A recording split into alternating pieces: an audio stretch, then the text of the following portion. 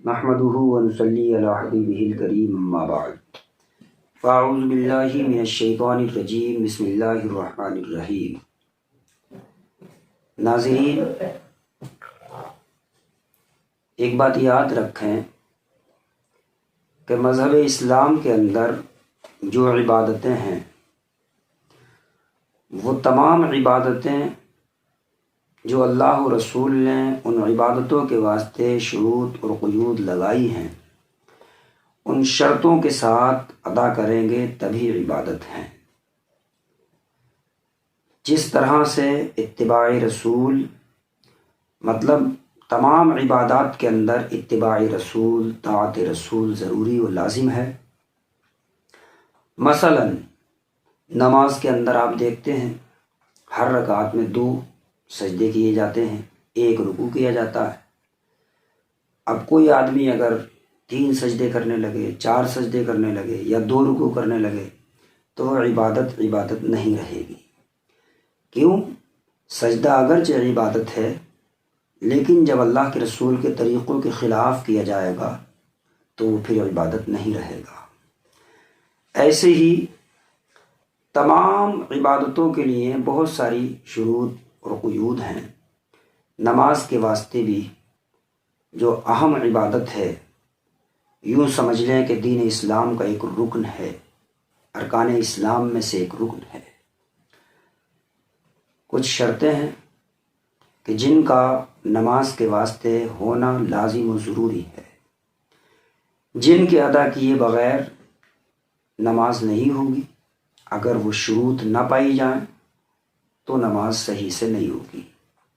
عربی کا ایک مقولہ ہے، اذا فات الشرط وفات المشروط، جب شرط فوت ہو جاتی ہے تو مشروط بھی فوت ہو جاتا ہے۔ بہرحال عام طریقے سے عوام ان باتوں سے ناآشنا ہوتی ہے یا پھر توجہ نہیں کرتی، لہٰذا نماز کی جو شرطیں ہیں وہ ہم آپ کے سامنے رکھتے ہیں۔ دیکھیے، نماز کی جو شرطیں ہیں وہ 6 ہیں، جن کے بغیر نماز صحیح نہیں ہوگی، جن کا ہونا، جن کا پایا جانا نماز کے اندر لازم و ضروری ہے۔ نمبر 1، سب سے پہلی جو شرط ہے وہ طہارت یعنی پاکی کا ہونا۔ اس کا تعلق جو ہے انسان کے نمازی کے اپنے جسم سے بھی ہے، اس کے کپڑوں سے بھی ہے، اور جس جگہ نماز پڑھ رہا ہے اس جگہ سے بھی ہے۔ یعنی نمازی کا جسم بھی پاک ہو، اس کے کپڑے بھی پاک ہوں، جس جگہ نماز ادا کر رہا ہے وہ جگہ بھی پاک ہو۔ اگر کسی کپڑے پر نماز پڑھ رہا ہے، کسی چٹائی پر پڑھ رہا ہے تو اس چٹائی یا کپڑے کا بھی پاک ہونا لازم و ضروری ہے۔ اگر جسم ناپاک ہے یا پہنے ہوئے کپڑے ناپاک ہیں یا وہ جگہ ناپاک ہے تو ان تمام صورتوں میں نماز نہیں ہوگی۔ نمبر 2، ستر عورت۔ ستر عورت کا مطلب ہوتا ہے جسم کا وہ حصہ ڈھکنا جس کو ڈھکنا شریعت میں لازم و ضروری ہے۔ اگر ستر عورت میں سے جسم کا کچھ حصہ کھلا رہا تو نماز نہیں ہوگی۔ تیسری شرط ہے استقبال قبلہ، یعنی قبلے کی طرف کو رخ ہونا، کعبہ شریف کی طرف چہرہ ہونا، توجہ کا اسی طرف مرکوز ہونا۔ اگر کوئی انسان قبلے سے ہٹ کر دوسری سمت کو نماز پڑھے تو نماز نہیں ہوگی۔ لہٰذا یہ نماز کی شرطیں ہیں۔ اور چوتھی شرط وقت کا ہونا۔ آدمی سوچے، ارے بھائی نماز تو بہت بڑی عبادت ہے، بہت ثواب ملتا ہے، لاؤ کسی بھی وقت یا ہر وقت پڑھ لیا جائے نماز کو۔ نہیں، نماز وقت کے ساتھ میں خاص ہے۔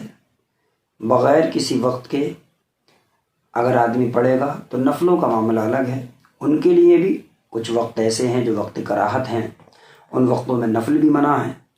لیکن بہرحال جو نمازیں فرض ہیں، جو اللہ و رسول کی طرف سے مسلمانوں پر فرض ہیں، ان الصلاۃ کانت علی المؤمنین کتابا موقوتا، اللہ قرآن میں فرماتا ہے یقیناً نماز ایمان والوں پر وقت مقررہ میں فرض ہے، یعنی ہر نماز کا ایک ایک وقت مقرر ہے، وقت متعین وقت مقررہ پر ہی نماز پڑھے گا تو نماز ہوگی، ادھر ادھر اگر کر پڑھے گا تو نماز نہیں ہوگی۔ مثال کے طور پر فجر کی نماز آدمی دن کے 10 بجے پڑھے تو نہیں ہوگی، قضا ہوگی۔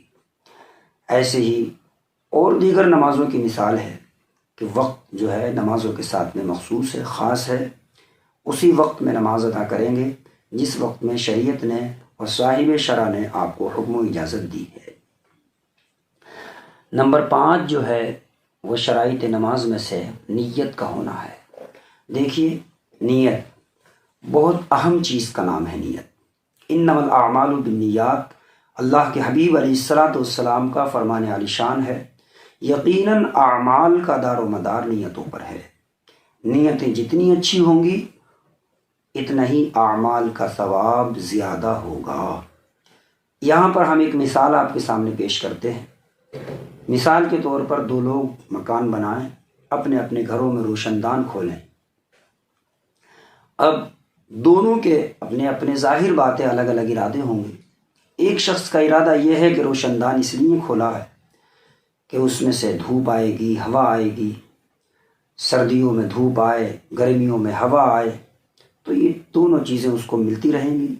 لیکن دوسرے کا ارادہ یہ ہے کہ ہم مکان بند کر کے، روم بند کر کے سو جائیں گے، اور اگر مسجد میں اذان ہوگی تو اذان کی آواز روشن دان کے ذریعے سے آ جائے گی، تو آپ دیکھیں اذان کی آواز اس کے روم میں بھی جائے گی، اس کے روم میں بھی جائے گی، لیکن نیتوں کا فرق ہے۔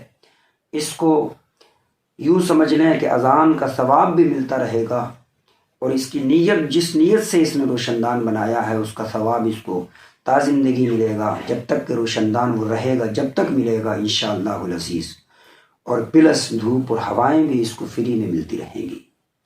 لہٰذا نیتوں کا اسلام میں بڑا عمل دخل ہے، تو نیت کا درست ہونا بہت لازم و ضروری ہے۔ ہمیں چاہیے کہ اپنی نیتوں کو اچھا کریں، نیتوں کو صاف ستھرا رکھیں۔ تو نماز کے اندر بھی نیت کا اہم مقام ہے۔ آپ نماز پڑھنے کھڑے ہو رہے ہیں تو آپ کے دل کا ارادہ بھی ہونا لازم و ضروری ہے۔ دل میں کوئی ارادہ نہیں ہے، بس خالی کھڑے ہو گئے، رکوع بھی کر لیا، سجدے بھی کر لیے، تشہد، قیام سب کچھ کر لیا، تو آپ کی نماز نہیں ہوگی، اس لیے کہ آپ دل کے ارادے سے نماز پڑھنے کھڑے ہوئے ہی نہیں ہیں۔ لہٰذا نماز کی شرائط میں سے 5ویں شرط جو ہے وہ نیت کا ہونا ہے۔ اس کے بعد 6ٹھی شرط جو ہے وہ تحریمہ کا ہونا، یعنی تکبیر تحریمہ۔ نیت جب آدمی کا دل کا ارادہ ہو گیا، یہ تمام شروط پائی گئی، تو اب پھر ہوتا ہے نماز کو شروع کرنا، یعنی تکبیر تحریمہ کہنا۔ تکبیر تحریمہ نماز کی پہلی تکبیر، جس کے بعد میں دنیاوی تمام امور بندے کے لیے جائز نہیں رہتے۔ مثلا کوئی آنے والا سلام کرتا ہے تو سلام کا جواب دینا اس کے لیے جائز نہیں رہتا۔ کوئی چیز گر گئی ہے تو اس کا اٹھانا جائز نہیں رہتا۔ قبلے کی طرف سے اپنے رخ کو گھمانا، ادھر ادھر دیکھنا، توجہ ہٹانا، یہ ساری چیزیں اس کے واسطے پھر جائز نہیں رہتی بلکہ حرام ہو جاتی ہیں۔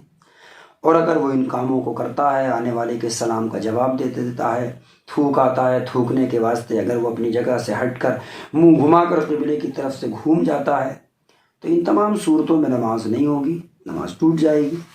لہٰذا یہ نماز کی شرائط ہیں جن کا جاننا اور جن کو سمجھنا اور جن پر عمل کرنا ہر مسلمان کے لیے لازم و ضروری ہے۔ لہٰذا اللہ تبارک و تعالیٰ کی رضا اور اس کے رسول صلی اللہ علیہ وسلم کی رضا کے خاطر دین کو سیکھیے، دین کو سمجھیے اور دین پر عمل کرنے کی کوشش کیجیے۔ قرآن کہتا ہے فَاسْأَلُوا أَهْلَ الذِّكْرِ إِن كُنتُمْ لَا تَعْلَمُونَ، جو باتیں تمہیں معلوم نہیں ہیں وہ اہل علم سے پوچھ لو۔ اپنے ائمہ سے، اپنے علماء سے، اپنے حفاظ سے دین کے مسائل پوچھتے رہیے، سیکھتے رہیے، انشاءاللہ اس کی برکتیں آپ کو بہت ملیں گی۔ مولا ہم سب کو عمل کی توفیق عطا فرمائے، آمین۔ السلام علیکم۔